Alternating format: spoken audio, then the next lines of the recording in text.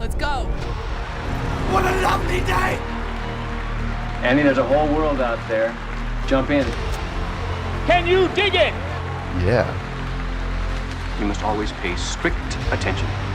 I was just completely enamored by it the entire time. Dude, he did not have to go that hard. I know, man. Isn't it wild? The Jared Cast. So it begins. Yup. Nope. Welcome to the Jared Cast, wherein we talk about Nope. Hello, ladies and gentlemen, boys and girls, folks of all kinds, shapes, and sizes. My name is Jared A. With me is Jared L. And today we brought a very special guest who went to film school with us. We got to see his wonderful senior thesis when we were all in the same class together. Hipster extraordinaire, photographer extraordinaire. Look out for his name, folks. It's Lucas Padilla. How you doing today, my friend? I'm doing great. How you guys doing? Good. Yeah, I'm chilling, man. I watched this thing twice, so I feel a little more prepared than I usually do for the new movie reviews. Sweet.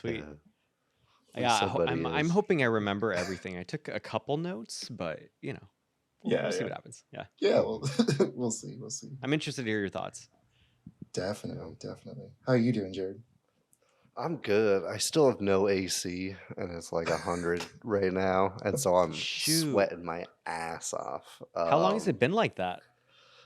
Weeks, man. It's trash. The house. Okay, we're gonna already tangent. The house that I live in, they made it like all a smart house, and it was all the AC stuff was connected to the Wi-Fi. Our house got struck by lightning. Everything died, and most of it hasn't come back yet. It's a shit show.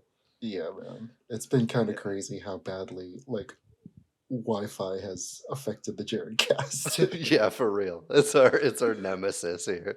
Yeah. I can imagine. Well, honestly, I feel like Wi-Fi is like the cartels. I was trying to help my parents set up like high-speed internet in my parents' place. They only have one option for high-speed internet in their entire county. Yeah. And I was like, okay, so it is like a huge territorial thing. And I'm like, no wonder it's so cheap in like the Bay Area and stuff like that, because there's actual competition, whereas like certain companies have like their say over like what happens in certain areas. Yeah. Just like the cartels, they love beheading people in the middle of the street and hanging their bodies off of freeways. Yeah, no, like I was like, hey, can we just like up your guys' current plan? And it turned out we just couldn't. Like that was the fastest it went. Like crazy, man. Yeah, we were gonna record an episode about Flux Gourmet. I don't know if you got a chance to see it. Oh, not yet, no. Yeah, that's okay. Yeah. Don't bother.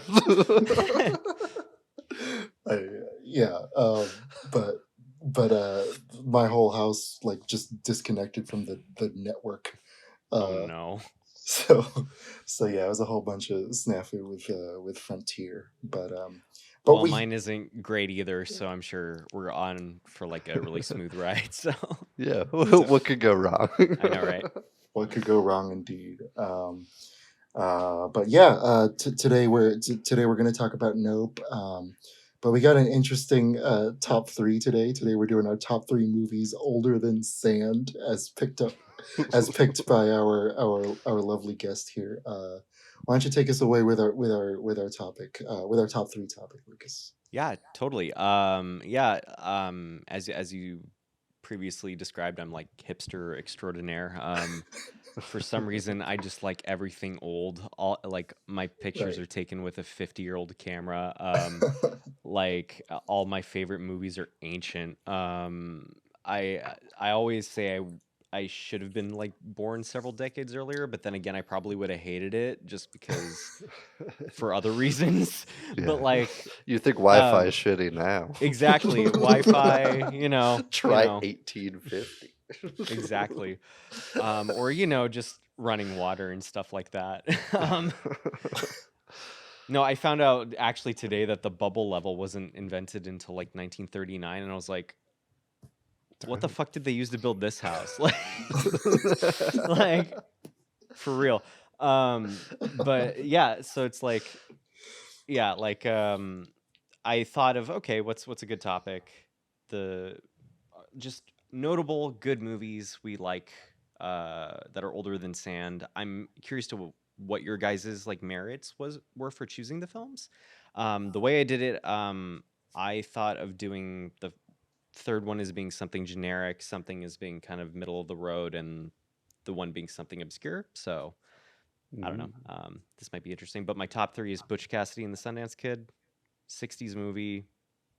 You know, a lot of people seeing it. Yeah. It's probably the only Hell yeah. Western I like. That's like a genre that's hard for me to grasp a lot of times. Ooh.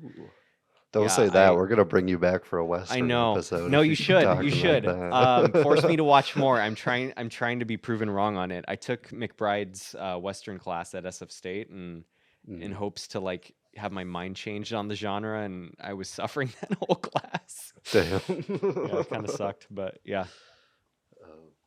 Yeah. But for that movie, like I don't know. I know a lot of people say it's kind of meandering because it has, but I kind of like meandering movies if I'm being honest. Like it just kind of. Like I remember showing it to one friend, and they were like, "What the hell was up with that raindrops keep falling on my head scene?" Like the movie just halts, like grinds to a halt, and does a montage of them on a bike for no reason. And so I'm like, yeah, it's fun, you know. And then Because you can. yeah, because he can. And I for me, I mean, I really just dig the chemistry and the performances of Redford and Paul Newman. Yeah. Another one of my big favorite movies is The Sting, which came out in the 70s, a little bit after my little date cut off that I met. I don't know if you guys have seen that movie, but it's a great little movie. Yeah, a lot of good performances in that one. Super No. good. Who do you want to go first? Yeah, sure. Why not?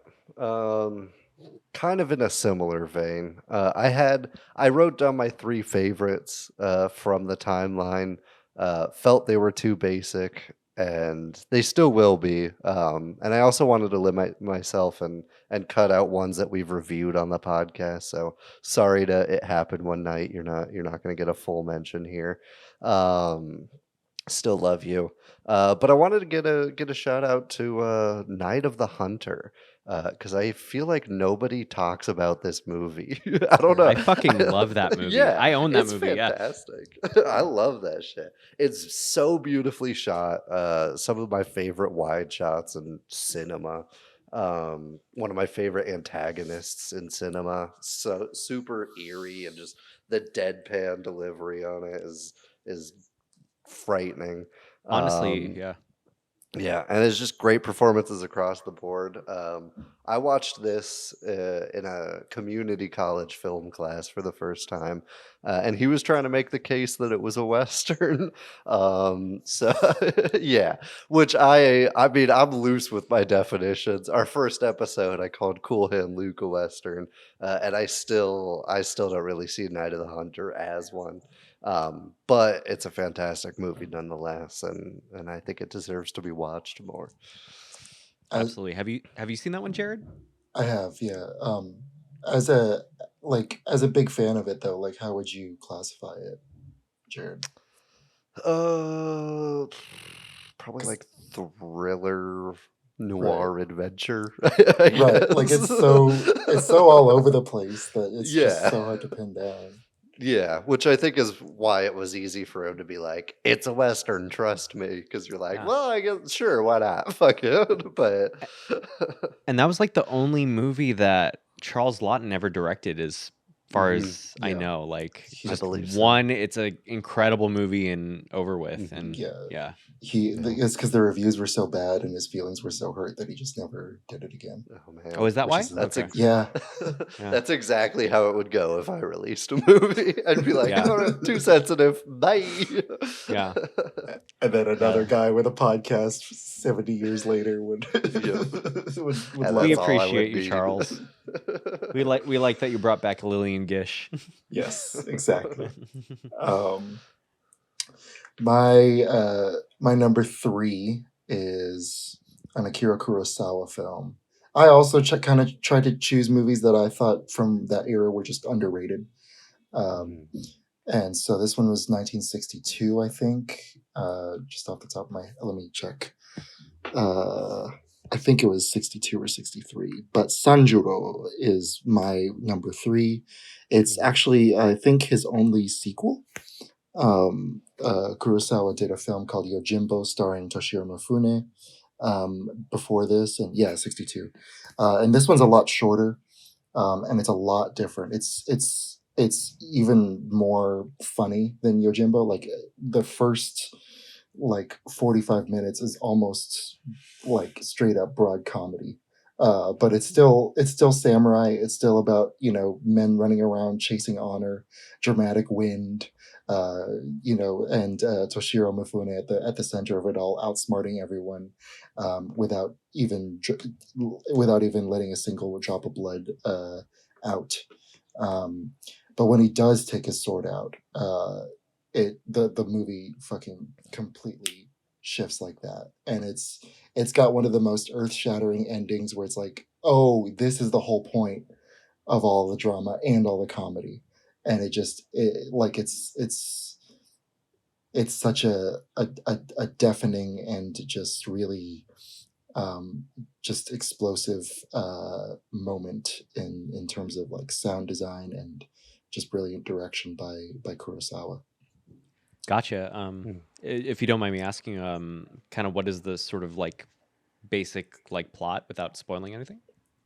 So there are these young men who are up against an army, and they know the Yojimbo's reputation, and so they ask for his help, and so he's kind of mentoring them, uh, and trying to help them survive while also at the same time solving this problem, even though he doesn't actually care. Yeah. Totally. Yeah. Cool. What's your number two, Lucas? So number two is a movie that I feel in film school they always show the opening scene, but never actually show the movie. Oh yeah, Is Touch of Evil. I knew Orson it. Welles' Touch I of Evil. fucking knew it. So good. Yeah, I actually think it's my favorite Wells movie. I like again knew the opening shot, seen it a billion times, and then I was like, maybe I'll pop this in, um, and was just shocked that it came out in '57. Like to me, it like especially after if you explore like Wells's filmography, it definitely seems like he was always about 20 years ahead of his time. Like, and to me, like it's like Citizen Kane. I've seen it a bunch of times. Whatever, it gets what it deserves, and it gets the love, it gets the hate, it gets everything. That's fine. Let it be Citizen Kane. But Touch of Evil, I really think is like just a really solid, interesting movie to come out at that time. Um, and really, again, just really, really good performances. Shocking. I never thought Charlton Heston was a good actor, but somehow he sold me as a Mexican. Right? As someone of multiple different Spanish and Hispanic descents, I approve of pre-1968 Charlton Heston, I guess. Let's not the Charlton Heston who had dementia and showed up at certain conventions I won't mention, but Definitely. yeah. But yeah, no, I yeah, and just like the Wells performances, like I heard that one time he like showed up at a party in the makeup he had on Touch of Evil, and they were just like, wait, who the fuck is this guy? Crazy.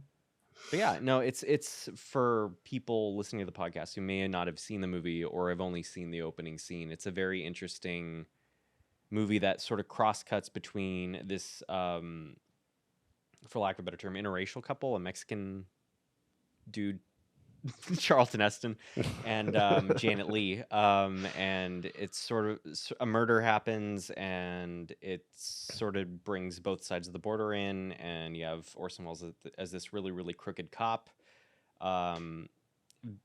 Just it's I feel like there's a lot of interesting elements at play in it that you don't really see from very, very production code heavy Hollywood films, you know, Mhm. if that makes sense. Yeah. But I'll stop Yeah. about that. Definitely, definitely. I fall in the camp of got showed the opening scene in film school and still haven't bothered to watch it, but I will. Exactly. It's great. I'll have No, to. it's Um, solid. Yeah, I like it, and mhm. make sure you watch the Walter Murch cut because that Oh, okay. film, like a lot of Wells's films post Citizen Kane, Citizen Kane was like the blessing and the curse of his life, probably because he never got to really be satisfied with the film ever after that. Yeah. But like the studio took it away from him and recut it and turned it into something that it really wasn't, and it didn't really do well because of it. But the Merch cut Interesting. follows like Wells's specific notes for how he wanted the movie to Okay. play out. Yeah. Yeah, and I mean, I'd trust Walter Murch with my life, so Yeah. I'll Yeah. I'll I'll do that. My number two, replacing one screwball comedy with another, because I just have to include a Cary Grant movie, because I'm me, and Cary that's my Grant is rules. the shit. Yeah. Yeah, so bringing up Baby, it's not an unpopular choice, but it's a fucking fantastic one. I absolutely adore this movie. I think I also watched it for the first time in film school, funnily enough, but I've probably watched it 3 or 4 times since, and loved it more and more every time. The chemistry between Grant and Hepburn is off the charts, absolutely delightful every second of it. The absurdity between the bone and the leopard and everything that happens in this movie is fantastic. Most of the jokes still land today, and the romance holds up. And I think that for a movie made in like 38, I think it is. I'll fact check myself live on air. Um, yeah, 38. Um, I think it holds up incredibly well. And that's a feat that most movies could only hope for. Totally. I actually have not seen it yet. Oh, Surprisingly, like I know several people will definitely, several people I know will definitely get me flack for that, but it's on Criterion now. But if I'm on the show again, I'll watch it and make sure I'll give you my thoughts. we expect a full review. We'll Yeah, bring you totally. back just for bringing up Baby and various westerns. Yes, various westerns. That's it. Hell yeah, hell yeah. I'm just making sure that this next one is before the cutoff date because I forgot. Oh, it's Hold okay. If it isn't, it's fine. If it isn't, we'll kick you out of the Zoom call and take this Or without that. you.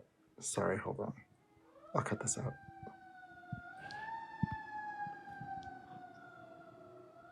Oh shit.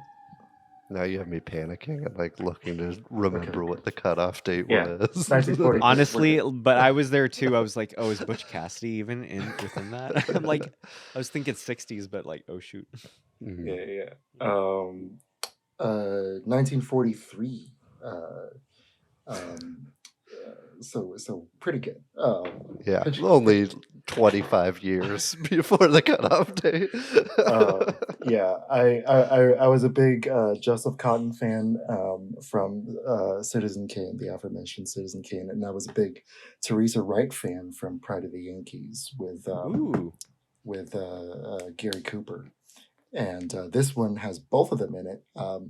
It's a Hitchcock movie, and I normally don't talk about Hitchcock because on this show because like everybody else does, but Fair. he directed a movie called Shadow of a Doubt, and it's his own personal favorite movie of his own filmography, which I love that he has that flex. But I remember renting this from the library and thinking it was so beautifully twisted and weird and crazy. So this guy is a serial killer, goes back home to visit his sister's family, and his favorite niece is the one that finds out that he's a killer. And so she has to try to stop him without, because she doesn't want to break her poor mother's heart by revealing to the cops that he's a killer. So it's just this weird mind game that's happening And like I always had like Filipinos, families always in and out and in and out of the house throughout the year, and so it's an easy scenario to imagine for me. Um, and Does your family give you serial killer vibes? a couple of them, yeah, It's a little a couple, suspicious. a couple Oh, of I have a story actually. all right, all right. Shoot. But yeah, Shadow of a Doubt, Alfred Hitchcock, 1943, totally worth checking out. Yeah, I love that movie. That movie's one of my favorites too. Yeah, two side notes now. Like my first one was like, I'm going to like a photography meetup in like September, and it's in Santa Rosa, and I was planning on going to like all the Shadow of a Doubt locations, Oh hell like yeah! the train station, Just the old house, the town square. The library isn't there anymore, but like there's a lot of that stuff. But I get that vibe with the family thing, and I actually did have a family member that did murder someone recently. Recently. Yeah, like within like a month Oh, ago. fuck. Yeah. What the fuck? Was Yeah, it like no, a like second cousin I'm or not like your kidding. dad? Yeah, like no, like legit. I was at a family get together, like middle of June, like June 13th, and I was at like my great aunt and uncle's like 50th wedding anniversary, and me and my dad were like waiting in line at the bar, and and the person in front of us, my dad was like, "Oh, have you ever met this cousin?" I'm like, "Probably, but I don't know. I've met so many cousins over the year, but whatever." Mhm. And I shake his hand. He's super quiet, whatever.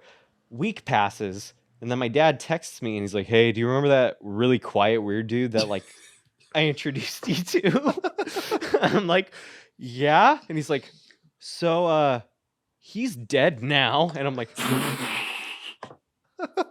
"Okay," and and uh and he's like, "Yeah, so like I think he murdered his wife and tried to murder his son, but then he got shot." And I'm like, What the fuck? "What?"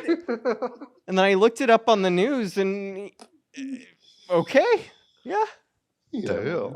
That's absolutely My, insane. yeah, no, like it's bizarre. It's like, okay, Along those that lines, just happened.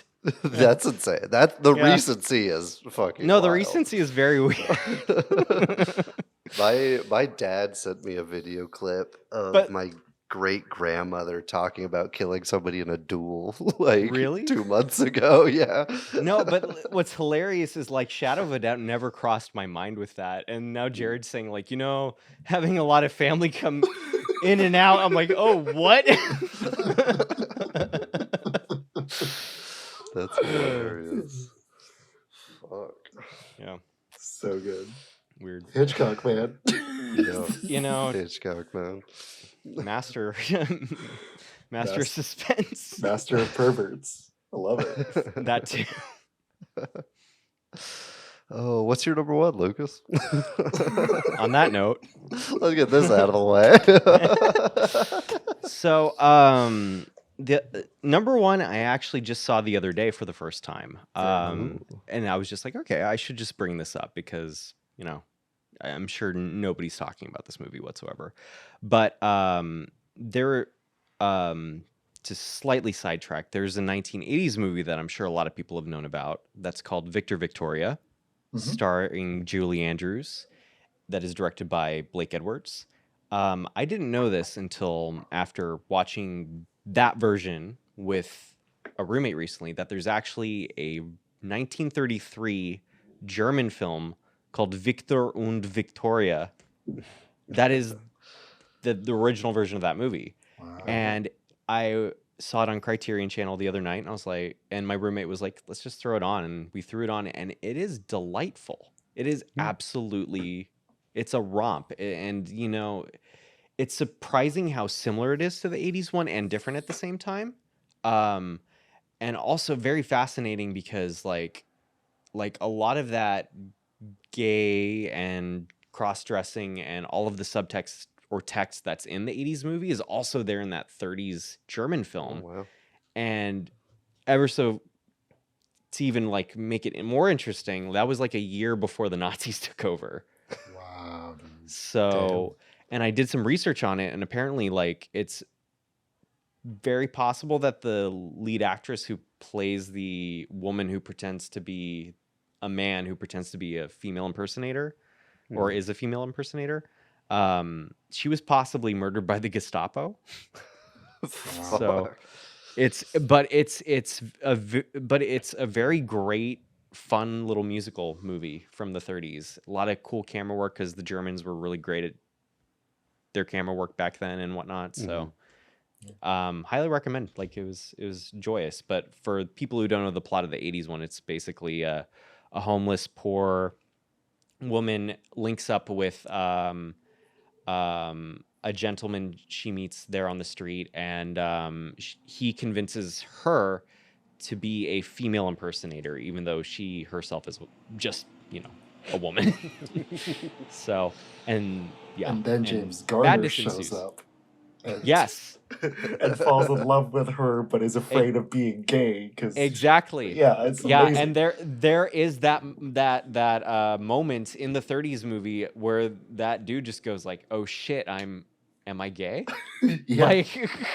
Like it's interesting. Like it's awesome, and just to see it in 33 is like awesome to see, Yeah, that's Yeah. crazy, man. That's Mhm. crazy. I just watched Victor Victoria like last month, so I Oh, gotta cool. Nice. I gotta check that one out. Yeah. It's on Criterion Channel probably for like the next month or so if you guys have that. Yeah, I'll have to get it just for the occasion. I mean, I've been putting off getting. I should get it by now. Yeah, great recommendation.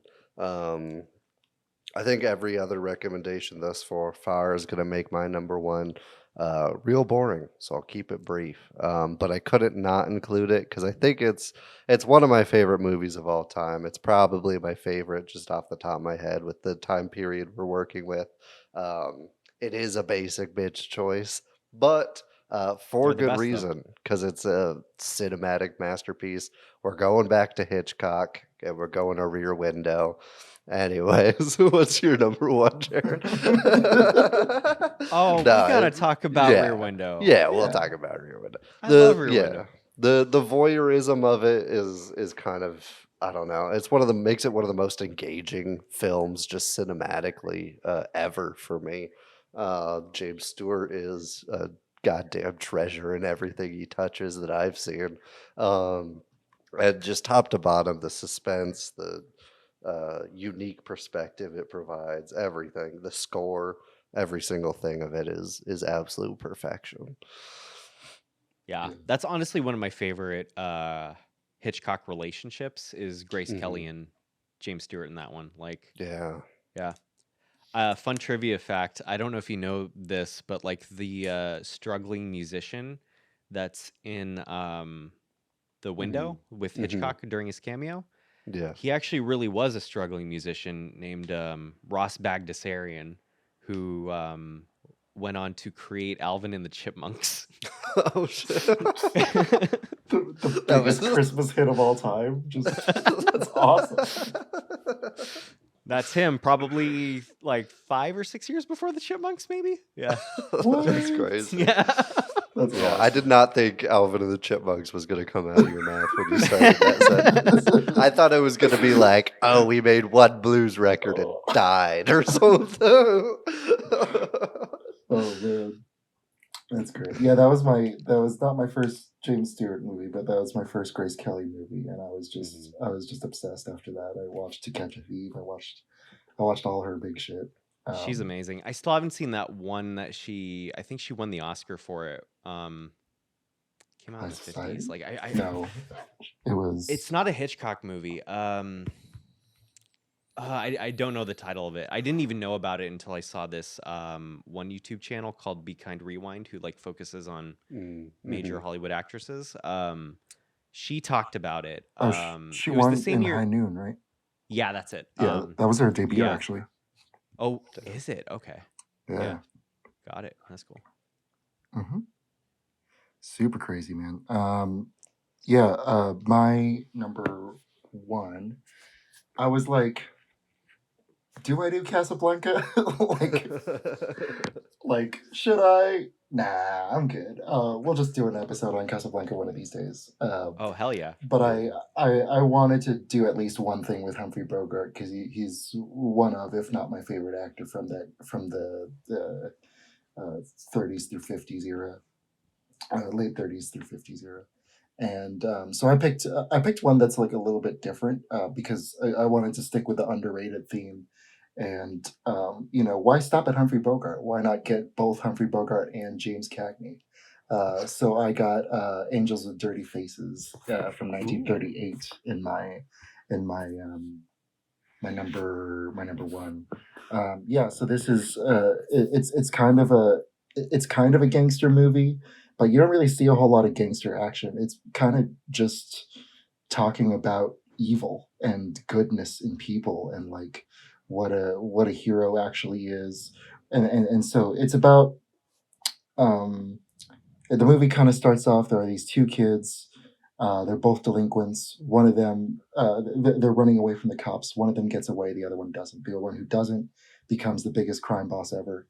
The other one becomes a priest, and the priest is trying to save these delinquent kids as an adult, and he's trying to, get them to put them on the right path.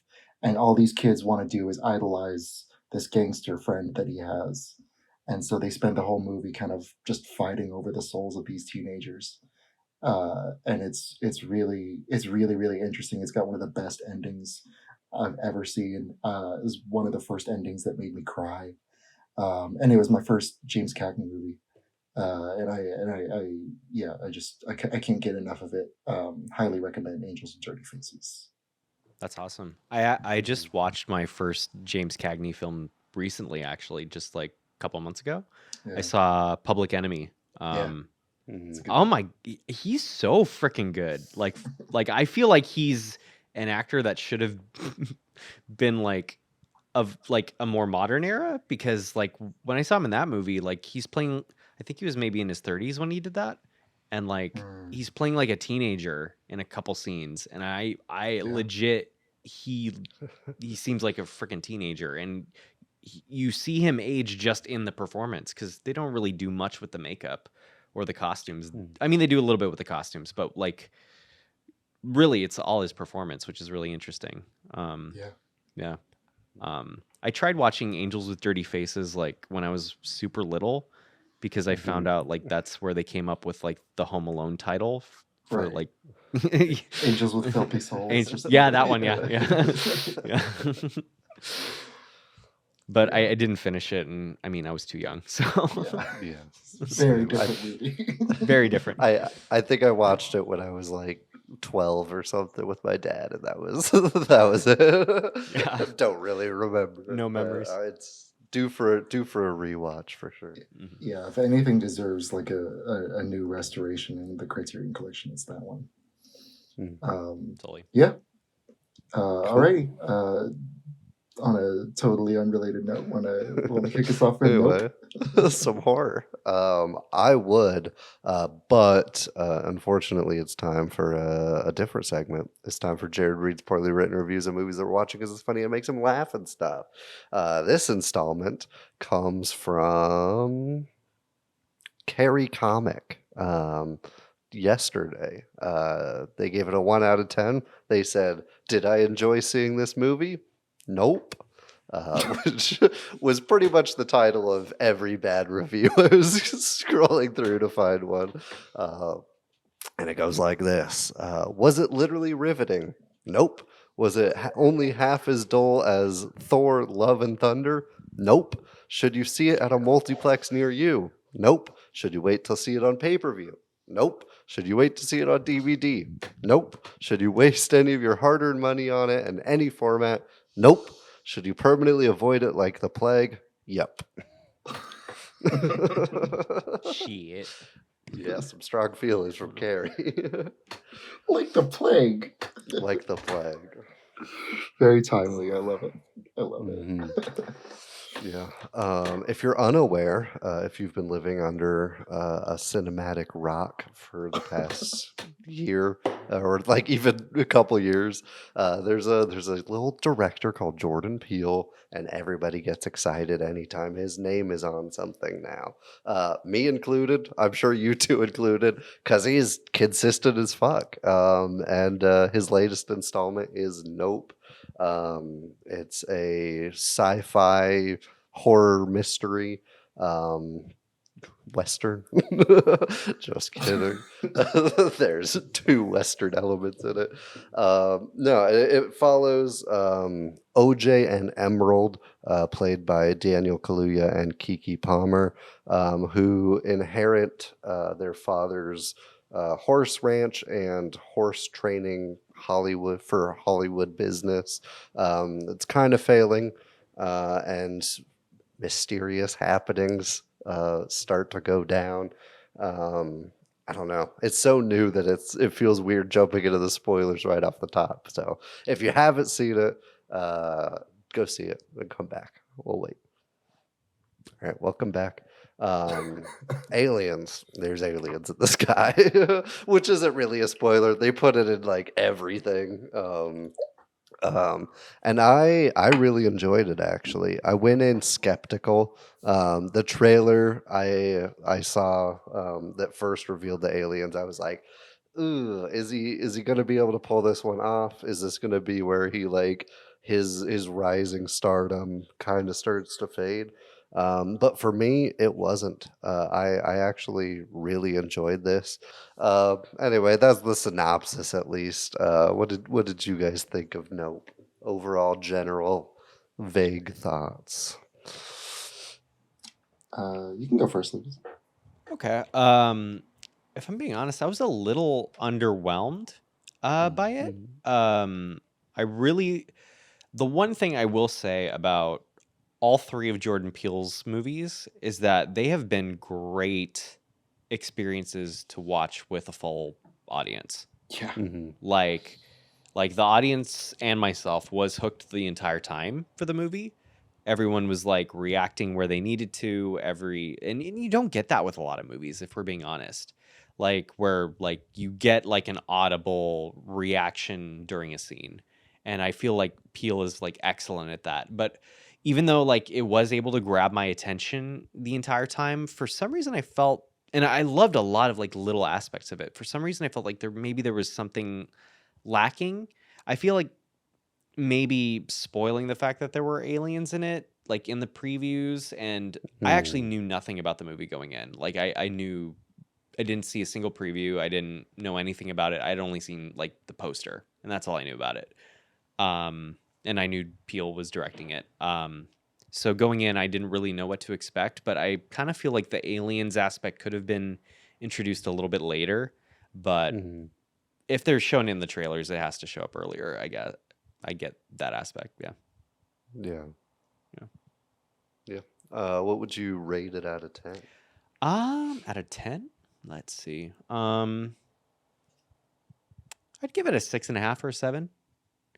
Like Okay. it's definitely a passing grade in most aspects. Like cinematography wise, it's gorgeous. I looked up some of the specifics on it. They shot it on 70 millimeter IMAX film for a lot of it, which I noticed the hand cranked IMAX camera, and I was like, I wonder if they shot it on some IMAX film, and that's just the camera they had lying around. But yeah, it's interesting. It looks fantastic. The effects are seamless. Great performances. I really dig the characters. I feel like Peele is really good at just like getting characters that really just kind of ground you in that. And I feel like that's what a lot of the audience was reacting to, is just how much they could kind of relate to the characters and what they were seeing, even if for me maybe the plot wasn't as strong as maybe Us or Get Out was, if that makes sense. Yeah. Yeah. I think that's all fair criticisms. Yeah. Jared, what'd you think? Saw it twice. Must have not been totally appalled. Nah, yeah. Like I had a blast, man. I think this is the most fun I've had since Top Gun Maverick in a movie theater. And as far as like the summer movies go, I think those two are still at the top. I think those two are at the top. you know, I'm a big Marvel nerd, but this was kind of a weird and slightly disappointing summer for Marvel, I think. But yeah, I really really enjoyed Nope. I also tried to avoid everything. I did see the very first teaser, which was I think a minute long, and so I knew kind of the tone of it. I knew I knew that they were going to have UFOs and that they weren't going to show them too often. Um, I didn't know like what the premise was, which was that they were trying to film it, which I thought was like a really unique take on the genre, especially Mhm. like in the alien stuff. It's I think a lot of times when you see people trying to capture UFOs in media or people who are obsessed about UFOs in media, it's very, very over the top, very, very kind of neckbeard, sitting in his grandma's basement with his drawers on, uh, trying to find evidence. And but this was not that, and so I appreciated that it was it was just a fun sci-fi. I think as a sci-fi, it excelled. All my favorite. I started reading sci-fi not necessarily with the big three, but actually even further back. Um, my mom gave me a copy of The Time Machine by H.G. Wells, and so it's always been. But my connection to the science fiction genre has always been like the very humanistic stuff, and so I Mhm. appreciated that that side of it was very present in this as a sci-fi film. I love the theme of like reclaiming cinema for Black Americans. I think um, that's something that Peele's been trying to do just as himself, but just saying it outright in a movie and doing it in a really eloquent way with the cinematography specifically, I think was really cool. And yeah, man, Kiki Palma on a motorcycle, like fuck yeah, dude. Like what's not to love? So if Get Out is like a 9.8 for me, and Us is like an 8.9 for me, I think this is somewhere in the middle. I don't think Mhm. it's as eloquent as Get Out in terms of its writing, but there are a lot of stops and a lot of starts in the edit and in the pacing of the film. But I think it's a step up above Us for sure because I don't really know what Us was about, but um, for this one, even though I loved Lupita in that movie, this one I love the performances and I liked the story a lot.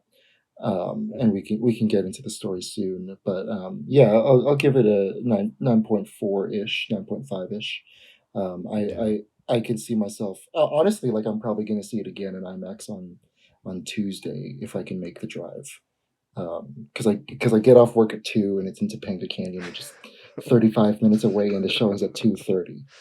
Are they So showing it on Film Anywhere in I, LA? I don't know about film, but that's the closest IMAX. That's the closest good IMAX screen to me. Got it. Is Okay. is 35 or is 35 minutes away. Sure. Yeah. Yeah, yeah. If it is if there are any film screens, it'll probably be at the Alamo or something. You could probably check Yeah, that or out. like maybe even like the Santa Monica theaters or something like that. Yeah.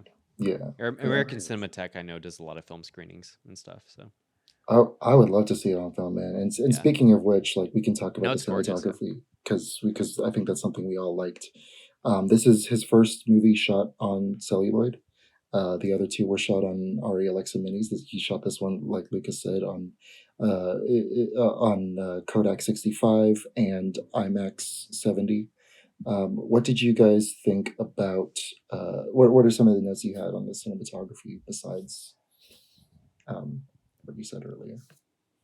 Well, what's funny is like I was actually texting our mutual film school friend Freddie's on it, and I was like, while watching some of the trailers, I was like, "Yo, is digital getting worse? Like, I don't like the look of any of these trailers. Like, like." And he's like, Yeah. "Oh, I don't think so." And I'm like, and then I walked out of the theater, and I was like, "Well, Nope looked good." And then I looked it up, and I was like, "Oh shit, Nope was shot on film." So Yeah. like, yeah, So like, I mean, I'm a huge film stan. I shoot a lot of my majority of my pictures on film, much to the chagrin of my wallet. But like, That's why I invited you to this episode. but it's just so it makes a difference. Like every time, like I feel like for the last 5 years, every time I'm like, oh, that was a really good digital movie, about 8 or 9 times out of 10, it turns out it was actually shot on film, and I just didn't know. Um, but like, yeah, it's gorgeous. Like that large format 65-70 millimeter, you can't tell like a difference between like digital and film. Like it's so high quality. Like, Mhm. and if you can see like a projection of that on 70 millimeter, it's insane. Like I saw Lawrence of Arabia on 70 millimeter earlier this year. Ooh. Jeez. Like just seeing that, it's insane. Like it's people are just like, oh yeah, whatever. You're just like just a weird dude. I'm like, Just a no, snob. it's legit. Like it's legit. Like a completely different way of seeing images on a screen. It's interesting, but yeah, no, I loved the cinematography entirely. Like it just worked. Like the tone was great. The lighting was great. No complaints with editing. Like, yeah. Mhm. How did it compare? How did the overall look of the film compare to his previous two films to you? Um, well, I feel like it was definitely in terms of cinematography on Peele's movies, they work for I feel like he knows how to like in terms of camera and lighting and just everything knows particularly what to do with it. Like I didn't necessarily know that Us and um Get Out were digital films. Um I feel like if you're able to just like make whatever medium you're working with work for the story, it just that should be like a side product. And like I feel like he is very, very good at just finding a tone with his visuals, if that makes sense. Mhm. Like yeah, like I feel like it was super effective. Yeah, I know we mentioned like Western aspects, and they use a lot of those Southern California like landscapes and stuff like that. Yeah, A lot of really pretty shots there. hell yeah. Yeah. Yeah. Yeah, absolutely. The cinematography was one thing that I walked away just absolutely in love with. The guy who did it, Hoytema. Hoytema. Yeah. Uh, yeah, he also did like Tenet, Interstellar, and he's doing Oppenheimer this year, which I'm very hyped for after that teaser before Nope. And I think that was a match made in heaven for this. I think the night shots especially were some of the cleanest, like most gorgeous sweeping wides at night that I've ever seen. And that mixed with the VFX were just seamless.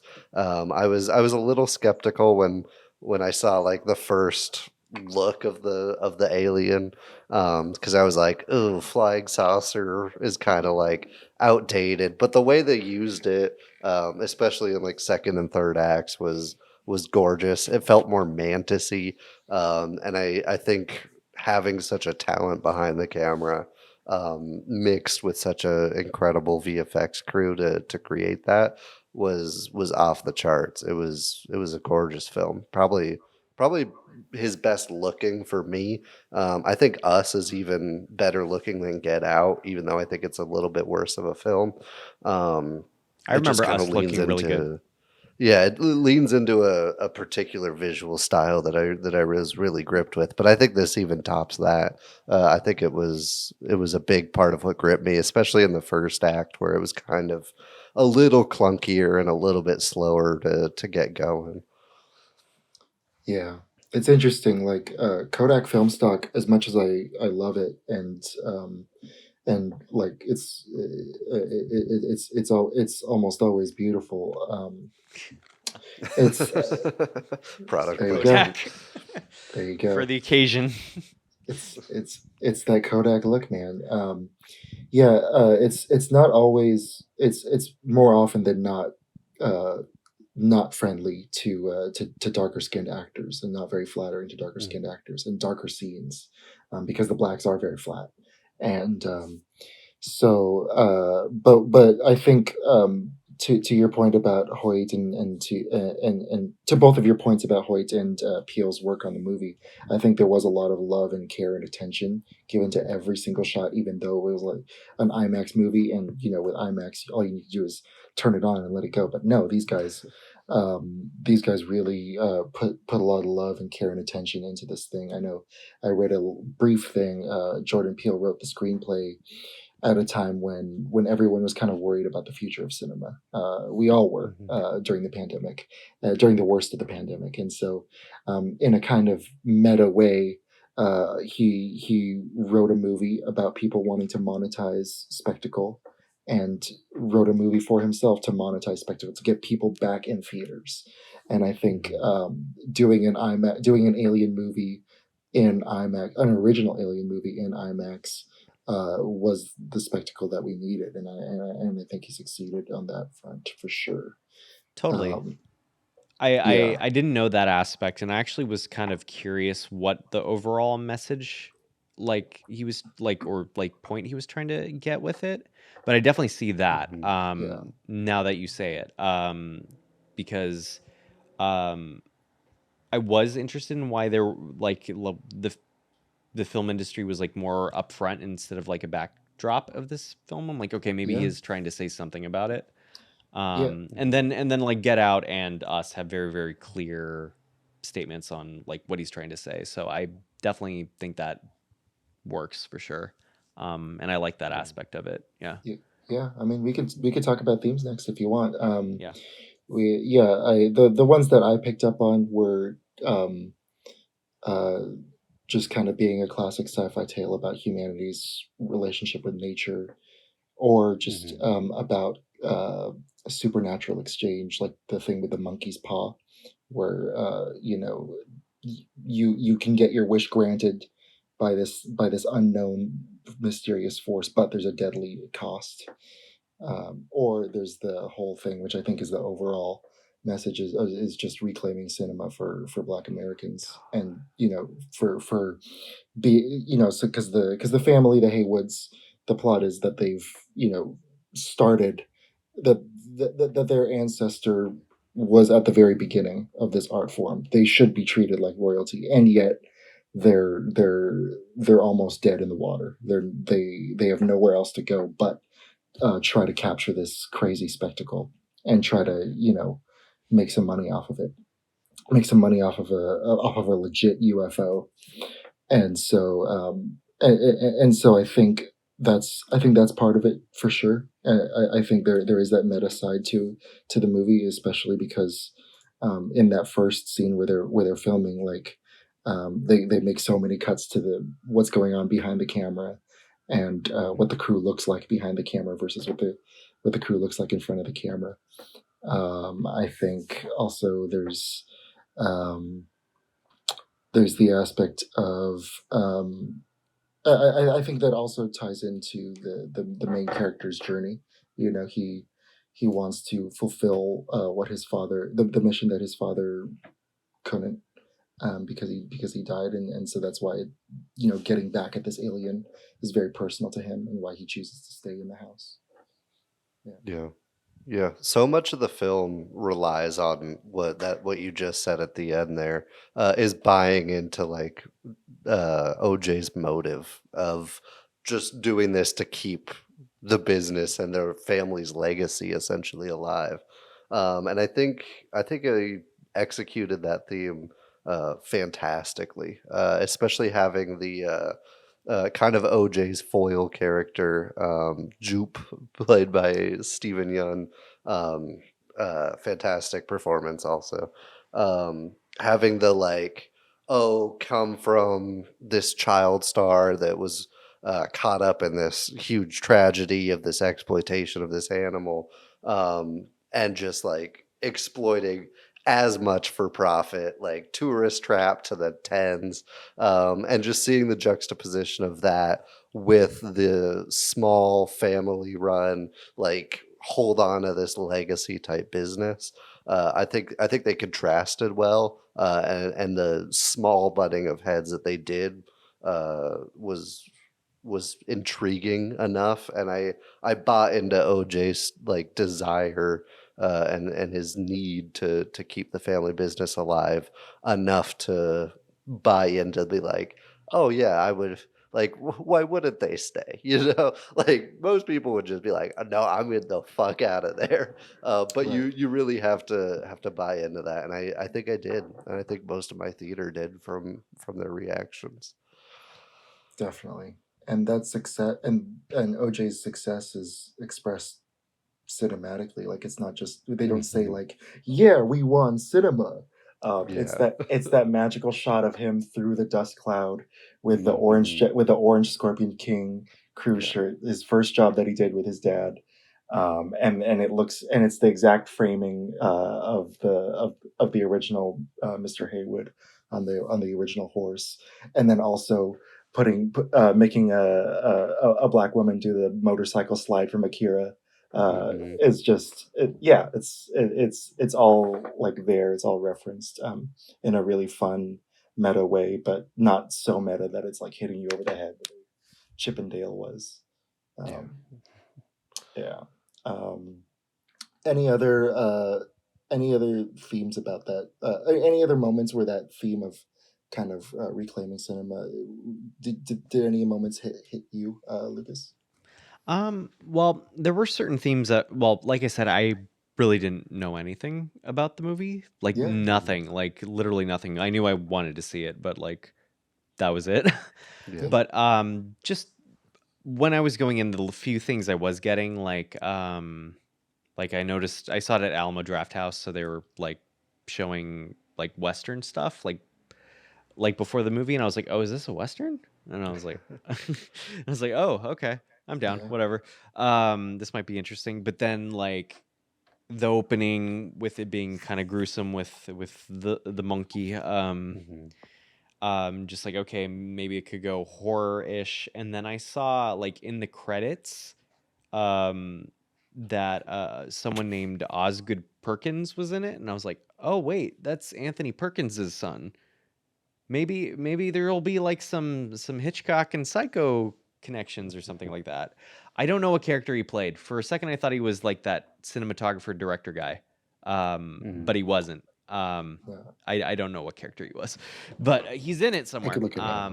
But in terms of the other themes, I definitely see a lot of that Hollywood stuff. I thought it was very tasteful. Like, there's definitely a lot of things in there where m- unless you've haven't made a movie, you have no idea what they're doing. And so I Mhm. feel like there's a lot of like little things in there that are pretty funny and like things where I was the person laughing and the theater was silent, if that makes sense.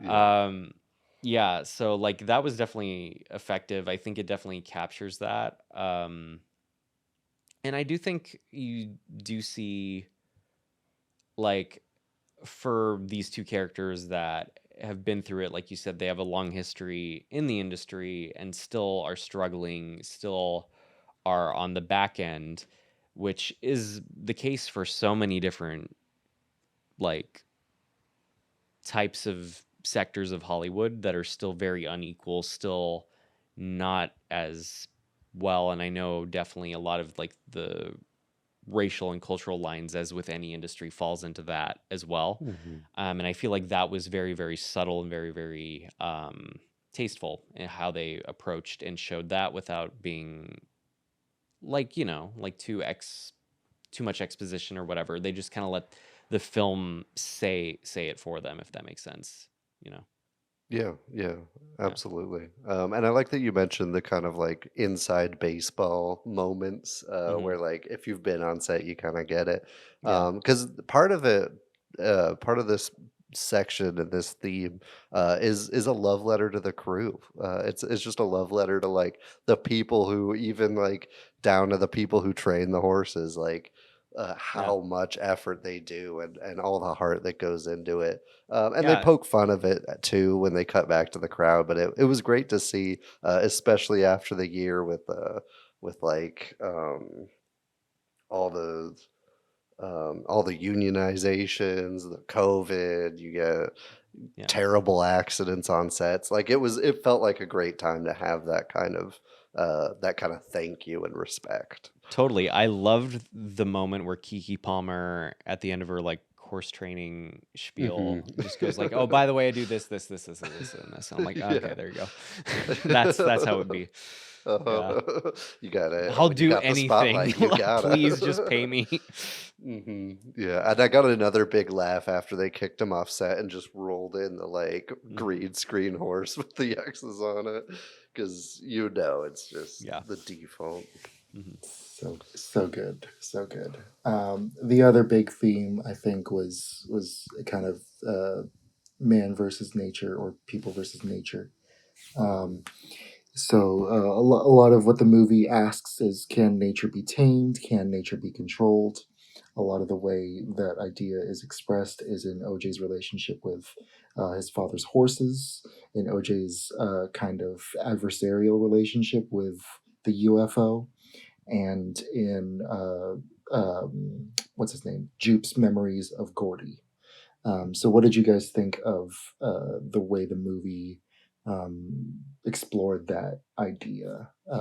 We can start with Jared this time. I think it was executed real well. A lot of the criticisms I saw after watching the movie were with the Gordy scenes that they felt like shoehorned in. But I think they worked well. I think they paralleled the UFO storyline real well. And my boy Terry Notary from the Square making another appearance. Love that dude.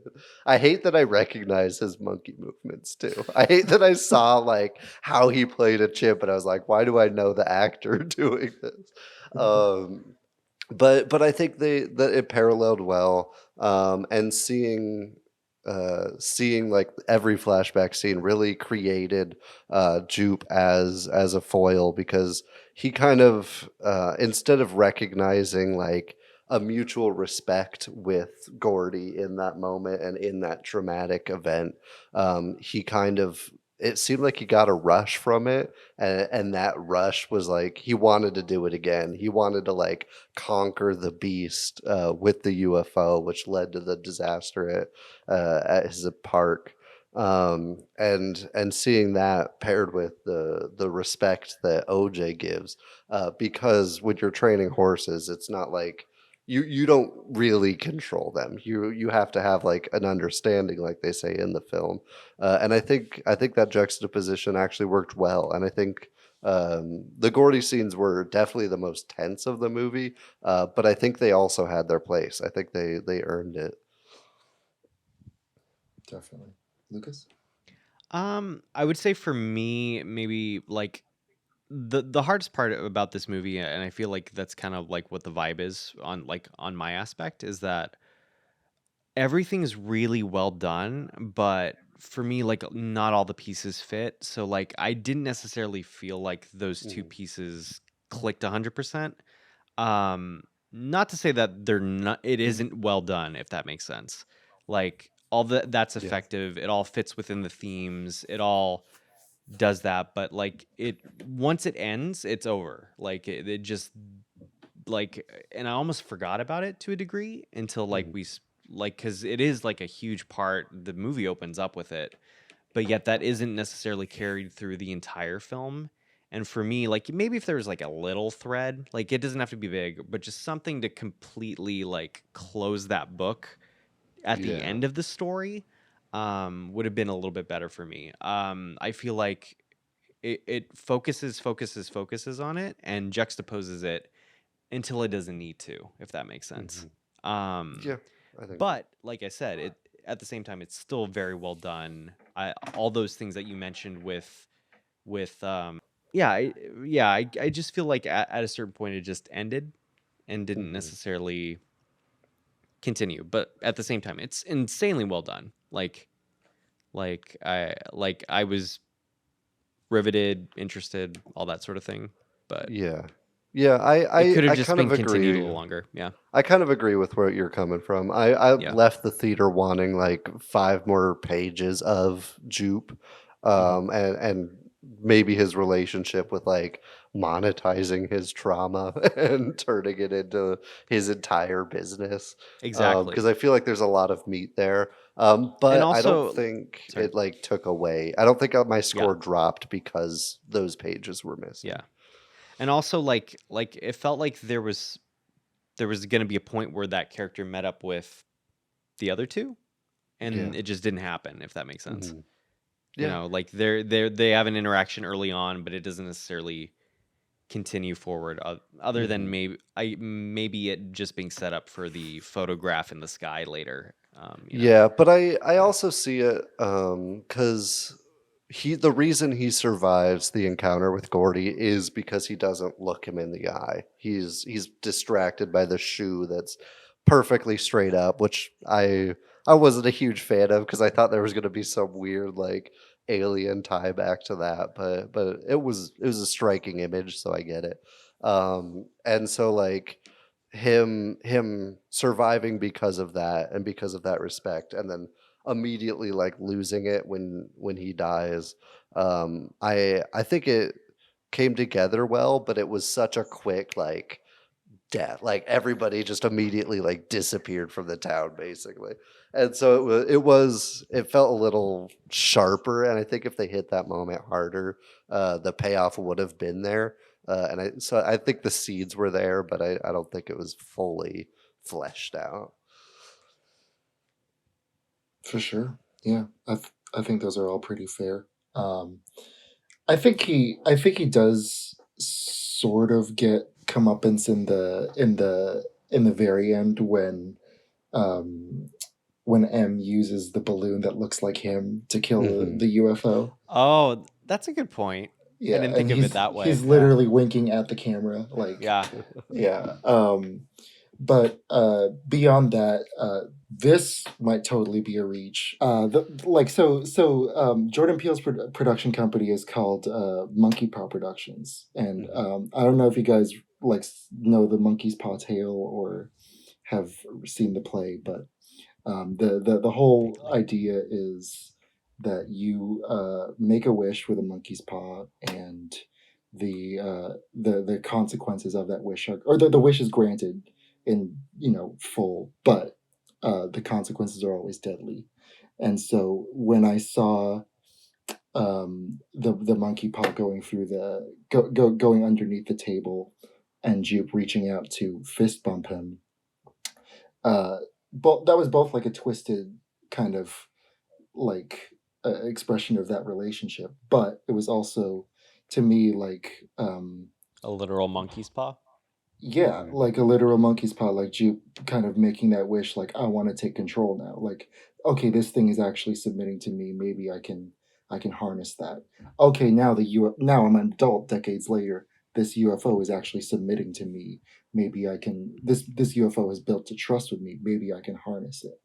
And so that to me t- helped tie it in with the human versus nature thing. It could be a reach. I don't know. I I think I like think it. there's something to it. I didn't Yeah. I didn't Yeah, think of it. I didn't even consider it, but I like it. yeah, yeah. I was just so struck by because I wasn't my main gripe with it is that they needed like 2 more weeks of work on the chimp on the chimp effects, but the They when mask it pretty well by having him seen behind like a curtain. So right, Yeah. right, yeah, but when you actually see the paw, like that looks like a real paw to me at least, and Hmm. so like that image just buried itself in my head, going to sleep last night, and then this afternoon when I saw it is when I saw it again with my parents. I was like, oh shit, maybe that's the connection. I don't know. Um, but yeah, that's it for themes. I also have. Uh, we can do sound design and music. What are your general thoughts on the use of music in the film? There's, in the score, there's a lot of kind of motifs going back that kind of harken back to the old John Ford type westerns, and also there's a lot of uses of pop music as well. And so, were there any kind of musical moments in the movie that stuck out to you guys? Starting with Lucas. Yeah, I actually really dug the score. There were a few moments that really stood out to me, especially like, um, I mean, I feel like for there's been an evolution of the alien noise in cinema, and right now in the early 2020s, late teens, it's the big ominous extended bass drone. But at the same time, I did notice certain elements like a lot of brass in the score, which you can hear in like movies like Close Encounters or like those sort of 70s alien movies. So I feel like they were using a lot of different elements for how aliens have sounded in films in this movie. Like it felt sort of like the UFO was mentioned earlier, kind of like a culmination of a bunch of different things that we have seen in the past. Like I even noticed some stuff that even was reminiscent of a couple years ago with Arrival, like just a little bits and pieces from a bunch of different stuff, which I really liked, and I felt that came through a lot in the score. Yeah. Yeah, it also I don't know when I cut off, but I mentioned a Spielberg influence in my original thoughts, and I think that also comes through in the score. I think it has this like large like John Williams esque attitude to it, and it makes it more of like a monster movie score than like a horror score, and I think that worked in its favor. I think seeing the UFO glide through the clouds and like having to actually look around on the screen while I'm getting those swells. I think it worked real well.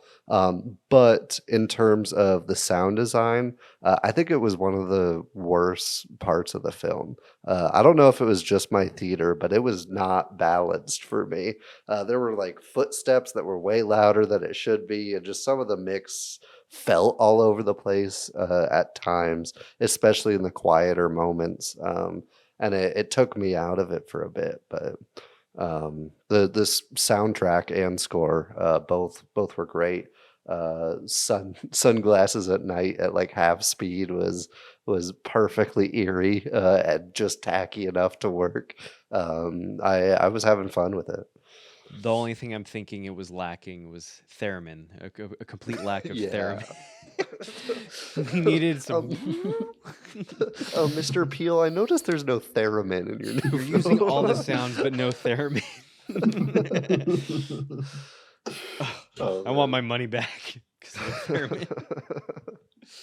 Yeah, I agree with both of you. I also think, as far as the music goes, yeah, my favorite was probably the sunglasses at night moment, and also when he's kind of going down the track on horseback and getting the shot. That was just Yeah. full John Ford mode, and I was so happy. I was literally like this in the theater.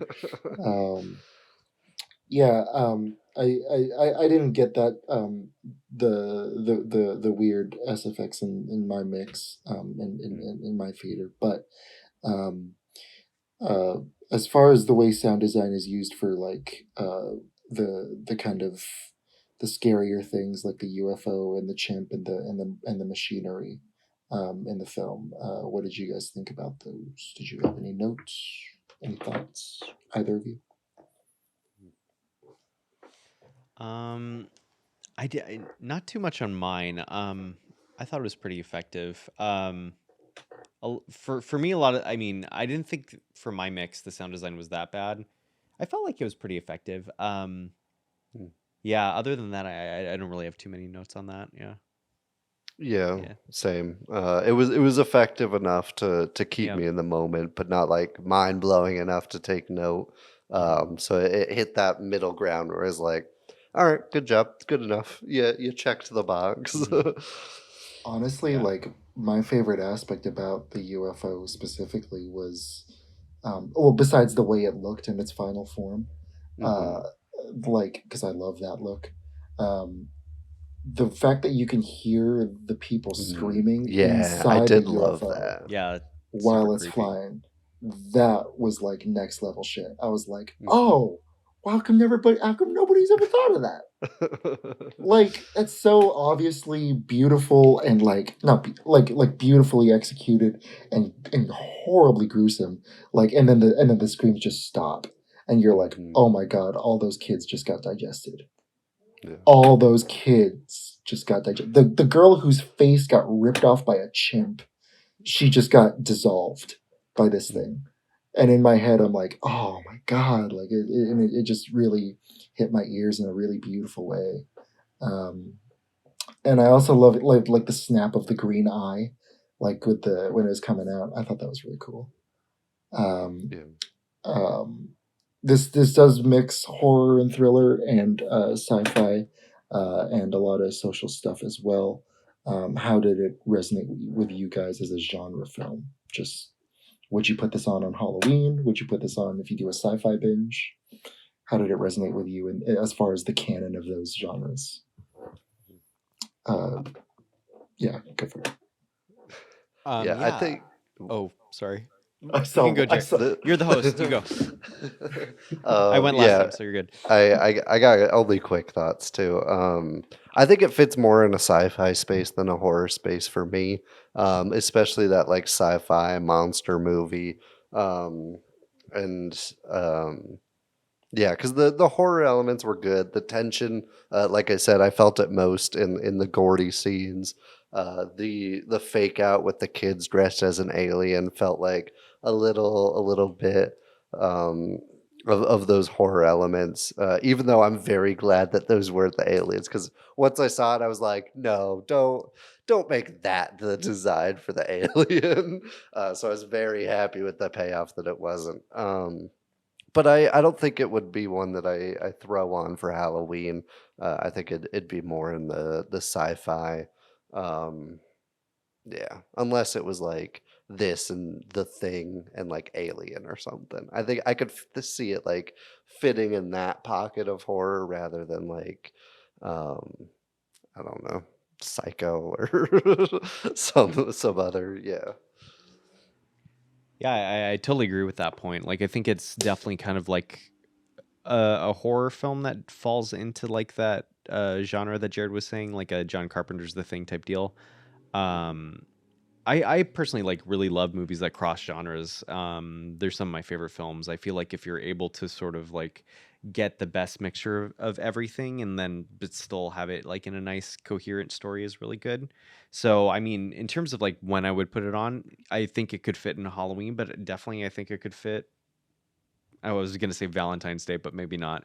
But like, um, but yeah, just any time of the year, like that sort of thing. And it'll be for me. I think it'll be interesting to see what Peele does next, because maybe this he's kind of known for horror at this point with Get Out and Us, and this definitely falls into a lot of horror elements to a degree as well. Like there's certain suspenseful moments that are like almost tricking you into thinking that there's going to be a jump scare, and then there isn't, Hmm.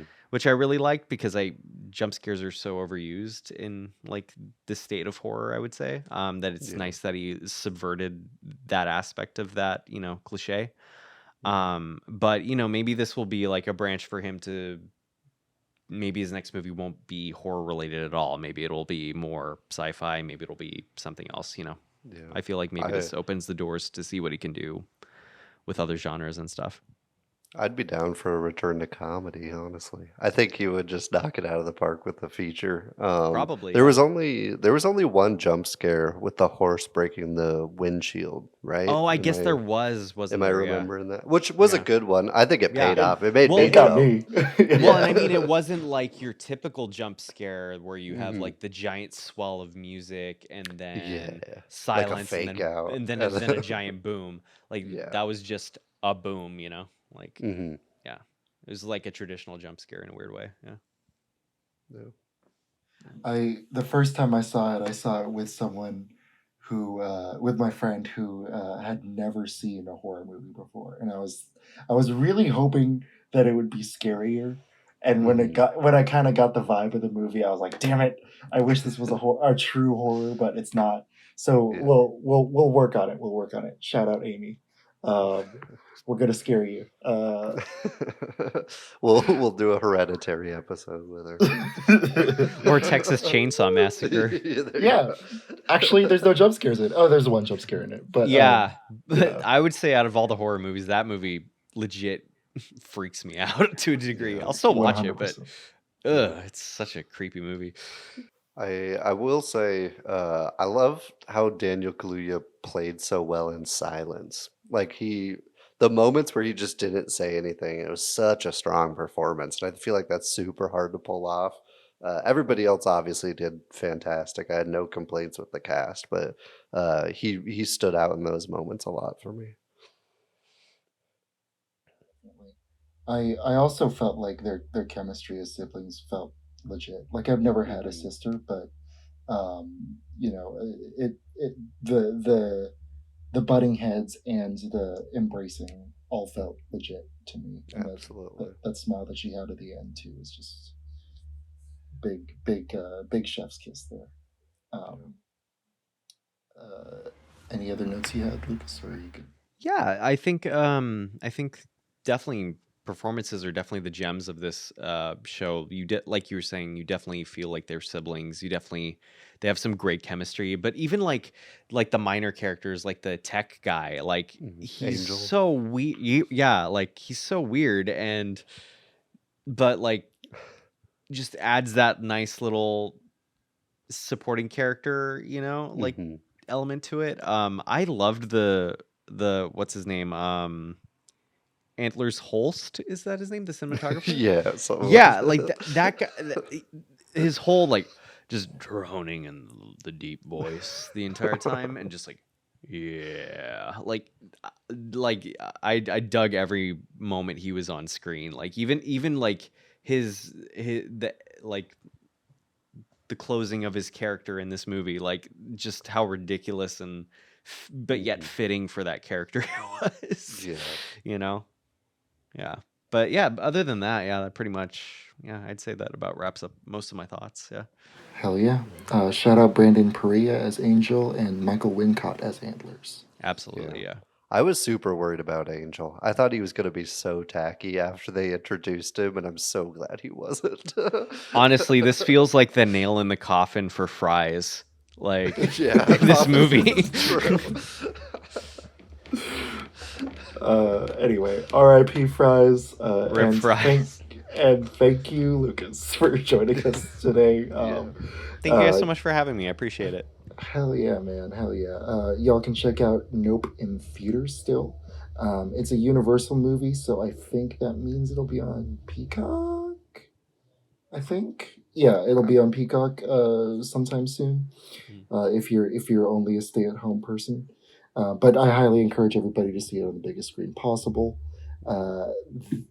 Anything you want to plug, my friend? Anything you want to? Well, I take lots of photos. If you guys want to see photos, I'm at Lucas D. Padilla. I should have a website by now, but I don't. But if you want to see pretty pictures, I have a lot of that stuff on there. So yeah, other than that, yeah.